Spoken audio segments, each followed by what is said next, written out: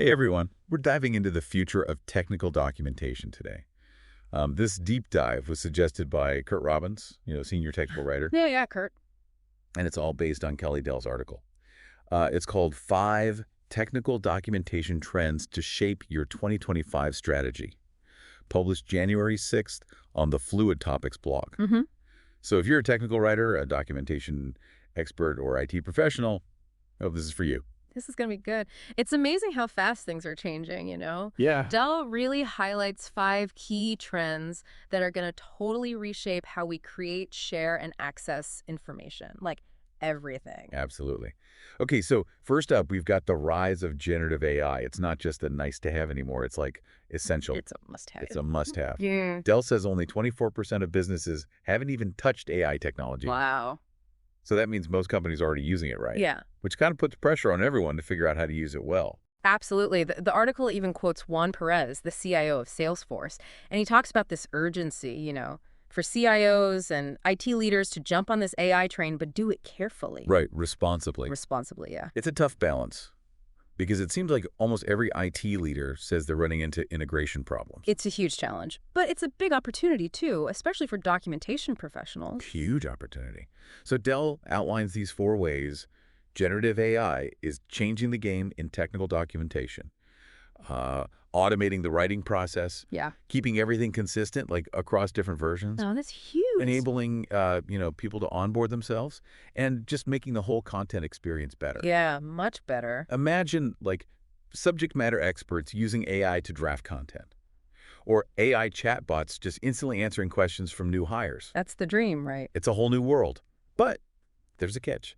Generative AI, especially these fancy chatbots with their retrieval augmented generation, they need good information to work properly. Right, like a solid knowledge base. At the source of truth. Otherwise, you just get garbage in, garbage out, right? Exactly. And the problem is 72% of managers don't even have a plan to deal with these information silos in their company. That's a lot. Yeah. That's where content professionals can really step in and lead the way. Enterprise knowledge platforms, EKPs, they're a game changer. Yeah. They create this central hub for all the content, making it easy for everyone to find what they need. Even the AI. Especially the AI. It's like building an intelligent content ecosystem. I like that. An intelligent content ecosystem. So, security and content governance. They're more important now than ever. Definitely. With AI on the rise and new regulations like the European Accessibility Act, we have to be so careful about protecting information. Right. The article really emphasizes strong access controls and using metadata to manage who can see what. And with AI applications, where there's a risk of leaks and misinformation, that granular control is even more important. It makes sense. Yeah. Dell mentions this Cisco study where 90% of privacy and security professionals are like, we need new ways to manage the risks of generative AI. Makes sense. And get this, 27% of companies have just banned generative AI completely until they can figure out how to manage the risks. Wow. Yeah. So that's where the security features of EKPs are really valuable, right? Oh, totally. Features like internal embeddings management keep the content within the platform, and companies can even choose which LLMs they want to use so they can align them with their security needs. AI definitely has its challenges, but EKPs are stepping up to address them. Good to know. All right, let's move on to accessibility. This is getting a big boost from the European Accessibility Act of 2025. It's a game changer for sure. This act is going to change how we design and deliver digital content, making sure it's usable for everyone, no matter their abilities. It's a huge step forward in inclusivity, and it's important to note that the EAA guidelines are based on the WCAG standards. Those are globally accepted. So this isn't just a Europe thing, it's really a worldwide movement. And the article does a great job of outlining the key things we need to focus on. User interfaces, alternatives for visual media, giving people enough time to interact, that kind of thing. Yeah. It makes you think about that WHO statistic that 16% of the world's population, that's 1.3 billion people, they live with a significant disability. It's a lot of people. It really highlights how important accessibility is and the impact it has on people's lives. Hmm.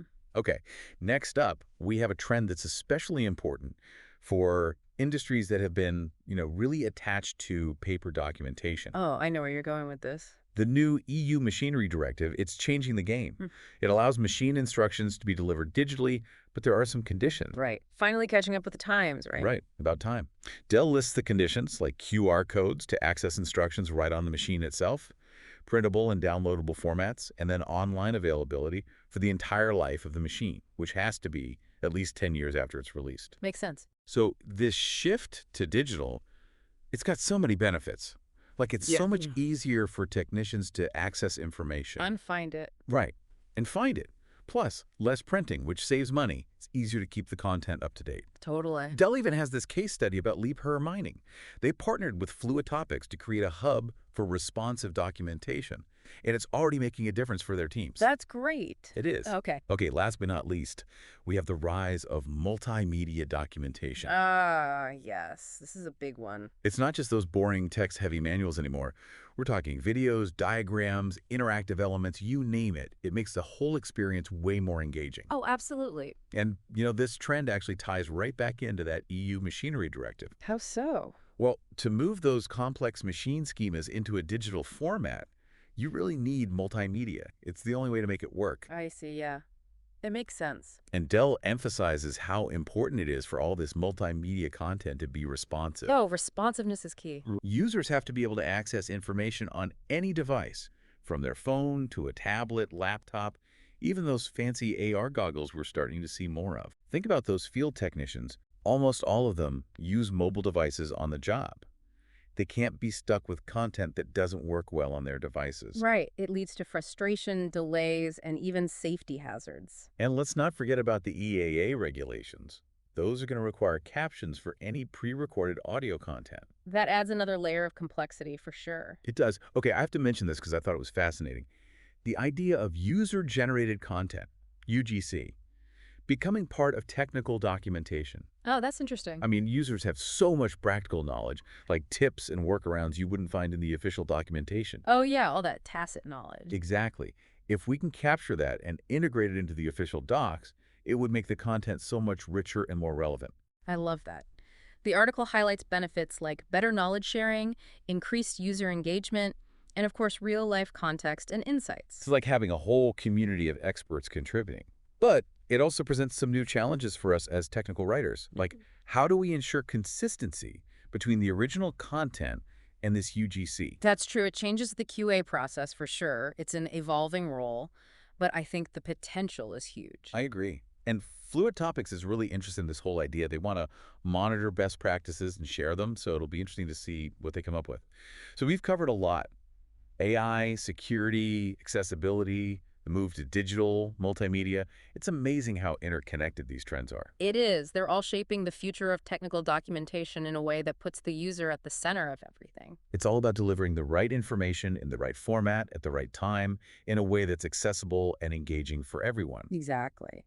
And speaking of putting the user first, Dell ends the article with a reminder about how important personalization and contextualization are. Oh, absolutely. It's not enough to just throw a ton of information at users and hope they find what they need. There's a statistic here that really highlights this. 73% of users expect even better personalization now because of all these Gen AI applications. They want content that's tailored to their needs. That makes sense. We're all getting used to that personalized experience. So what does all this mean for us, the technical documentation experts? What does it mean? It means we need to be proactive. We need to embrace these trends, experiment with new tools, and constantly look for ways to make the user experience better. Yeah, we can't just wait and see what happens, right? We have to be part of shaping the future. Absolutely. So what excites you most about all of this? What concerns you? Let me think. What excites me most is the potential. I mean, imagine documentation that's truly intelligent and interactive.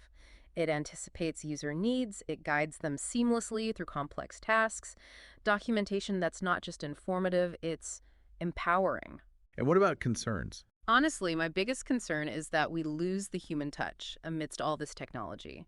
Technical documentation is about communication, and we need to make sure our content is clear, concise, and human-centered.